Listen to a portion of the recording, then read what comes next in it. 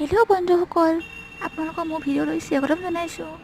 আজি মই কলেজ গৈছিলোঁ আৰু চাওকচোন, বৰষুণ নোহোৱা অৱস্থা দেখি মাটিবোৰ ফাট মেলিছে। আৰু মই লগৰজনীৰ সৈতে মামাহঁতৰ ঘৰলৈ বুলি গ'লোঁ।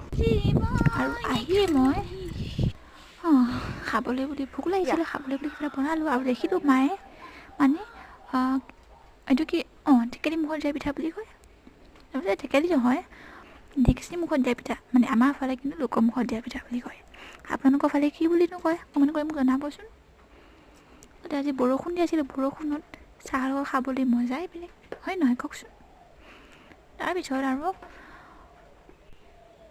বাৰ ভিডিঅ'টো চাওকচোন।